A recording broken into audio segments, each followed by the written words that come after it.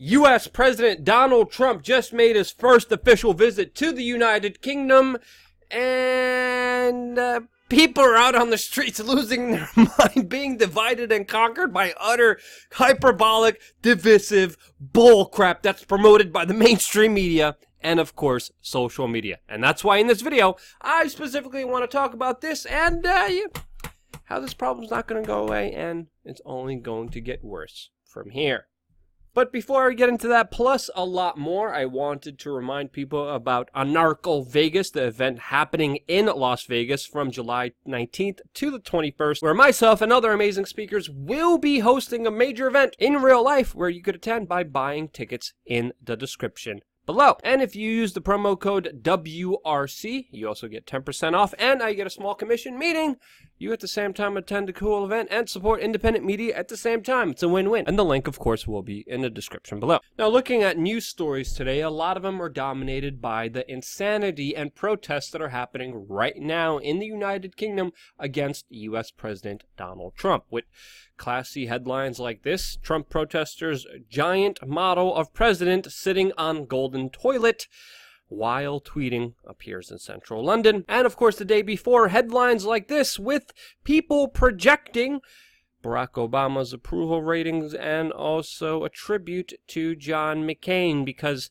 nothing says resistance against the establishment by promoting one of the biggest neoconservative pro-war hawks in our day and life than John McCain as some form of resistance. Again, I don't understand this at all, but I do believe what happened in the streets in London does deserve some important context, since I do believe what we saw today was yet another escalation in our already abhorrent political discourse that is spiraling into absurdity with the help of the mainstream media and, of course, the main big social media companies out there. As we saw, average Trump supporters, people on the right, literally have to be barricaded in a building away from protesters that were calling these people, again, we can't say this word because of the YouTube police out there, calling them Germans from World War II, scum, with, of course, many violent clashes that broke out amongst the average poor people in the streets of London. And as these clashes broke out, the rhetoric, of course, is only increasing, with the term German from World War II having less and less meaning as it's being used more and more often now against average people. As you could see by the intellectual dialogue taking place in this particular video, which is only represented by our discourse, literally turned into a childish screaming match and literal food fight, with milkshakes being thrown into the opposition's face. And not to be outdone, there's also other elderly people just being dragged to the floor because of a sign that another group did not like or approve of, being triggered over political opinions of other poor peasants like they are. And just when you thought it couldn't get any more absurd, of course, social media and the mainstream media are having an utter heyday because of this, which is leading to the current situation that we are at now, and leading, of course, to a worser situation from here. Right now, it's milkshakes, and many people point out this is a big escalation, which of course is going to lead to other possible attacks, which could potentially lead to acid attacks, since already violence is so prevalent at these rallies in themselves. Now, the bigger problem that people don't seem to understand here is that there are two sides filled with two big groups of people who are tearing at each other's throats because of the social engineering that's going on. And people need to realize there's not just a significant protest against Donald Trump. There are individuals who do support and like President Donald Trump, and it is also a significant group. That's why we saw counter-destructive actions on the other side, with what allegedly is a pro-Trump woman who just popped the Trump baby balloon. Of course, destroying someone else's property. Well, because it's justified. Well, because that's our current political landscape where you have to destroy something, milkshake someone, punch someone in the face in order to get your point across. And if this is what our conversation is going down to, I could only imagine where this will go in the not-so-distant future with a political election coming right up. As, of course, Twitter not only allows this, but obviously has a heavy-handed investment in one political side, but also at the same time, we have to understand here, also supports it and encourages it with its algorithm that is normalizing violence at the same time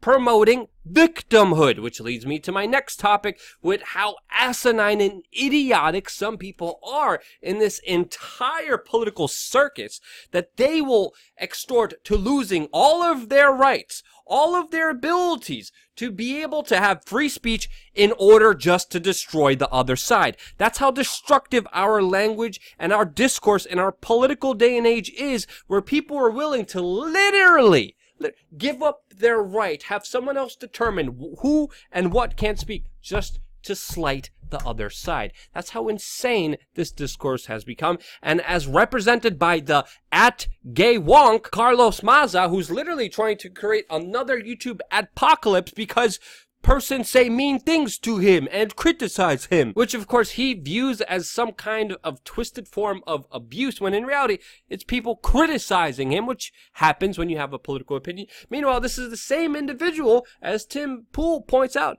that previously called for the milkshaking, the physical assault of other people who he disagrees with politically, to quote, humiliate them. I said that totally incorrect. Humiliate them! And now he's pissed off that people are disagreeing with him and making fun of him online, which results in him being humiliated. I mean, the hypocrisy is layered in so much insanity that it just highlights perfectly how stupid social media and the promotion of the mainstream media has absolutely made this, because they're running with this story, advocating for the removal of course, the mainstream media's competition. Of course the mainstream media would support that idea. That sounds like a great, lovely idea. That's only going to benefit the mainstream media that, of course, is being promoted, while, of course, independent creators are being destroyed in this cycle that ultimately has been created by social media. Promoting, of course, hypocritic authoritarianism with people just trying to use identity politics with their gang to try to attack each other, because that's what's good for the shares of Twitter. And that's ultimately how they make money. Look at the insanity that they're promoting. Look at these crazy people on Twitter that actually have an audience, that actually get views, that are being verified. Some of these individuals, some of the lunacy out there.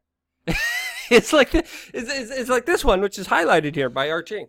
It talks about specifically how some users are criticizing the HBO show Chernobyl for not having actors of color. Oh, this is the dialogue that we are dealing with because of the promotion of identity politics, normalizing violence, and promoting victimhood with, of course, mistruths. And of course, both sides here are guilty of mistruths, including Donald Trump, who's calling all the protest against him, quote, fake news. Now to be warranted, there have been some Twitter accounts that have been using old protest footage, saying that this is the current protest against Donald Trump when it was not. But those are few individuals, when in reality there was a protest. It was somewhat significant, with people saying that there was around 75,000 people on a number of different accounts that did come out to protest Donald Trump. So to disingenuously call it fake news only stirs the pot of insanity by our current U.S. president, who, of course, is, at the same time, one of the few reasons why Twitter is so popular. If it wasn't for Donald Trump using Twitter as aggressively, as egregiously as he has, as hyperbolically as he has, even though it's entertaining to see literal mentally handicapped people talking about the lack of people of color in Chernobyl, and Donald Trump talking about nuking another country, even though that's, entertaining like a car crash that people are naturally attracted to look at, of course, exposing human psychology that Twitter, of course, knows, that uses its algorithm to kind of promote. It's still something that is not healthy, that is not helping, and only furthering the divide that is being capitalized on by special interests in social media, in the mainstream media, only for power. People are at such a lust for power that they are willing to let go any form of reality, any form of truth, and this needs to be called out because it has been weaponized, it has been used against us, and it will be one of the things that can and may destroy us. That's my take on it. What do you guys think? Am I being too out there? Am I expanding this threat too much, or am I doing the opposite of that and not expanding it as much as I should? Those are just some of my own personal observation. What are yours? I'm very much looking forward to the feedback, to the criticisms, to your personal take on this very important issue in the comment section below. Once again, I hope to see some of you amazing people in Vegas for Anarcho Vegas. And on that note, stay tuned for more here on WeAreChange.org.